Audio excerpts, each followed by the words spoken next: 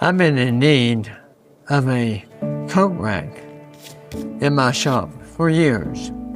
Not necessarily for a coat. We only have mall windows here in South Carolina, but for my shop apron. So I thought about making a standalone roof style shop apron, but I chose to build one that you can hang on the wall.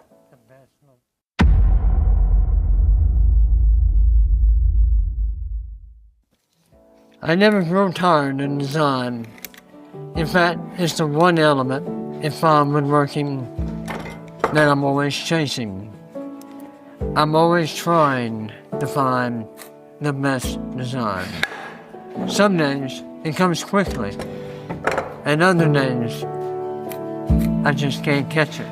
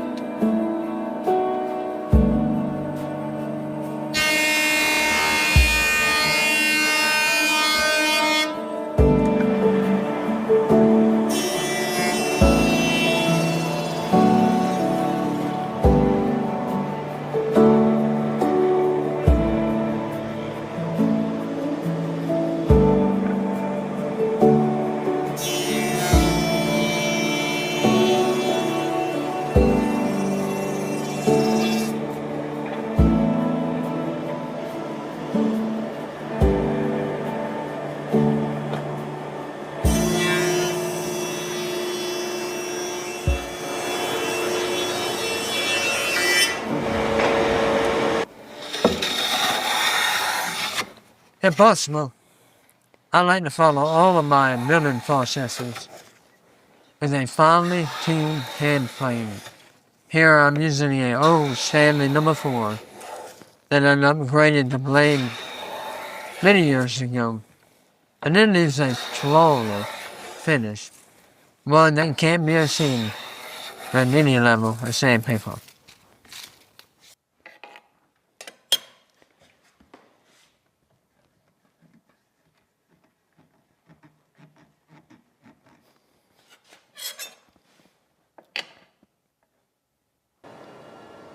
As you can see, I am gauging the length of my dovetail by my stop block.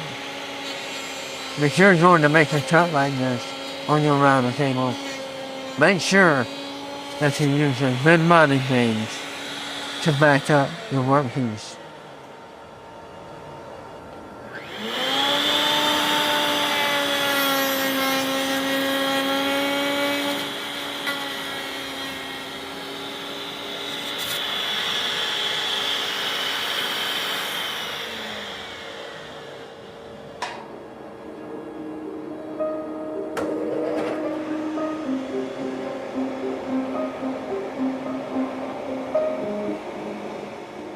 With my dovetail slots completed, here I'm building the hanger board, and I will build it down to right at 1 inch.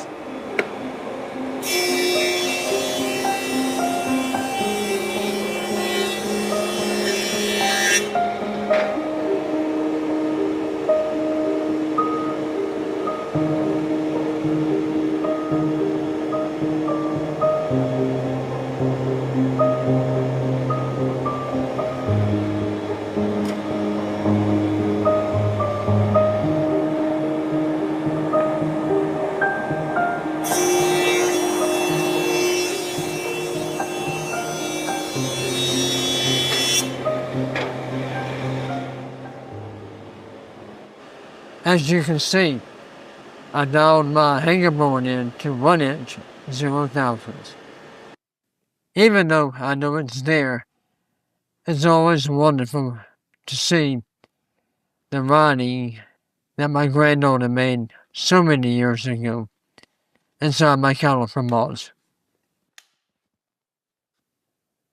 Here I'm using my scalpel to cut out my design, and then I will take that design and I will transfer it to my workpiece.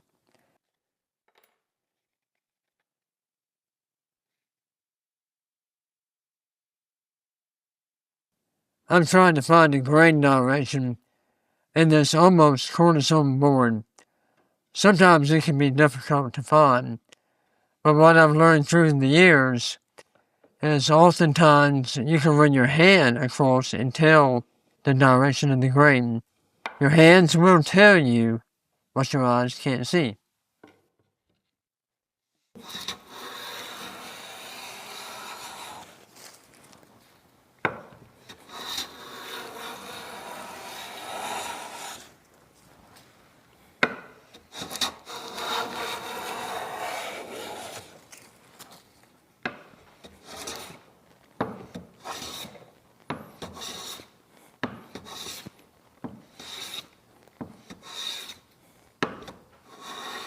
If you're planning in the correct grain direction, oftentimes if you take your workpiece and flip it end for end, you will find that you're also planning in the correct direction on the opposite face of the board.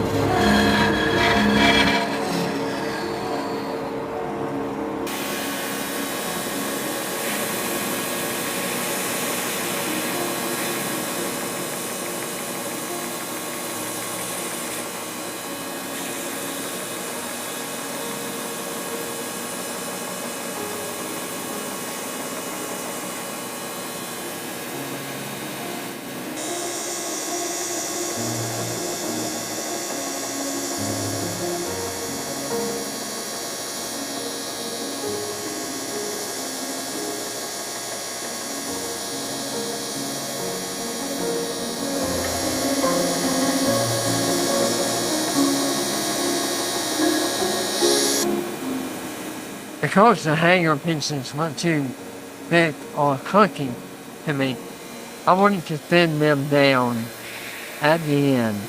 So I just used my hand as a gauge with a pencil and made a witness mark or guide mark to be able to thin them down on the sander This is giving a little different look from a wide base to a thinner look at the end.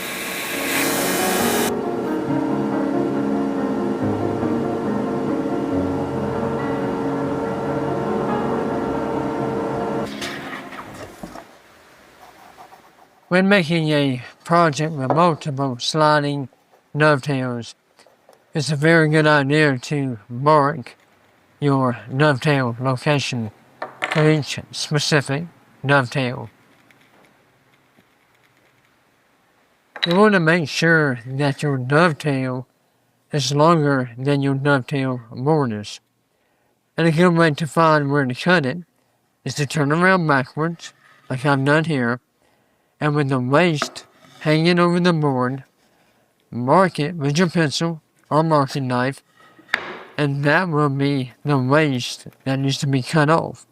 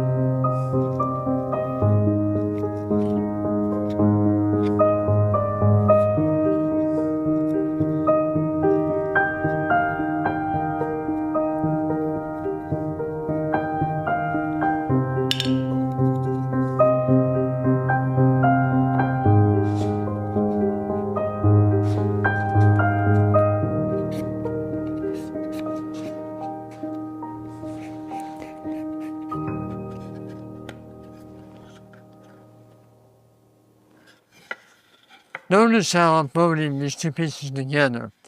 I will clamp it in this orientation, and what that will do is it will ensure that I have a seamless joint at the planing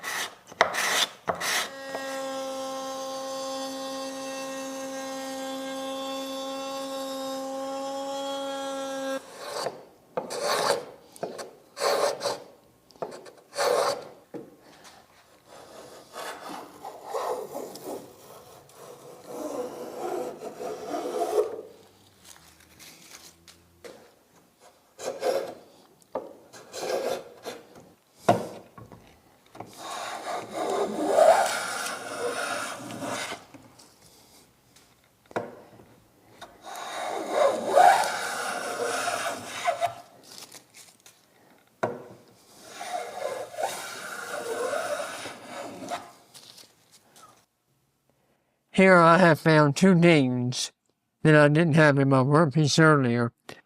So how I will remove them is to use a very wet rag and a steam iron. So basically by steaming the wood in those areas, I'm going to raise the grain. And by doing so, the ding or the divot will be removed. Now I will have to either card scrape or sand that area to make it smooth again.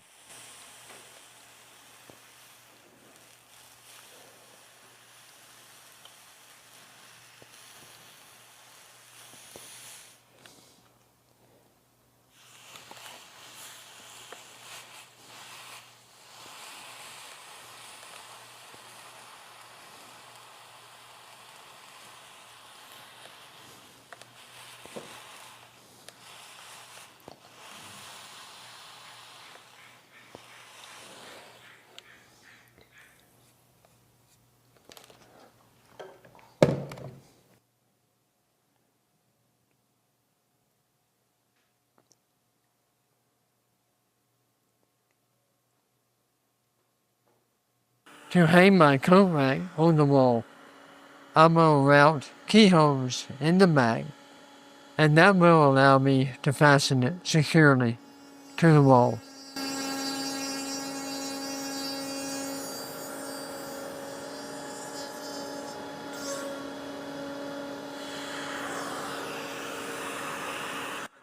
To start the routing process of the keyholes, I often will start by drilling a 3/8 hole to receive the router bit of my 3/8 cutter. And that just ensures that I have a cleaner hole to start with, and it makes starting the routing process a lot easier when making keyholes. On a project like this, I like to hand plane each surface that has mill marks. Here, I'm removing mill marks from the router just to ensure I have nothing that's going to be in the way whenever I go to apply finish. And on a project like this, I do very little sanding because I love the feel of the workpiece that comes straight from the hand plane.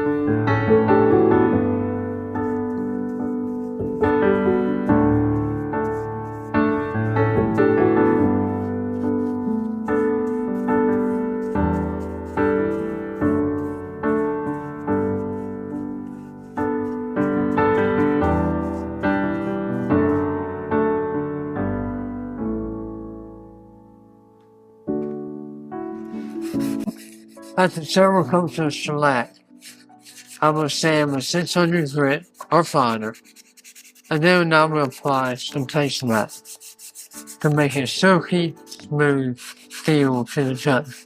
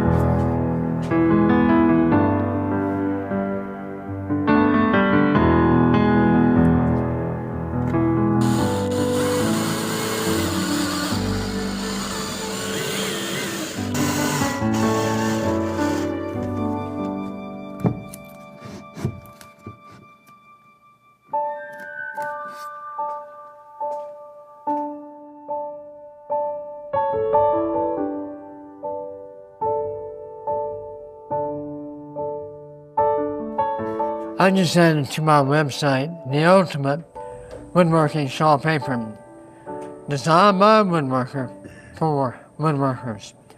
Check the link in the description to purchase your fine woodworking of South Carolina shop apron. And like always, thanks for supporting our channel.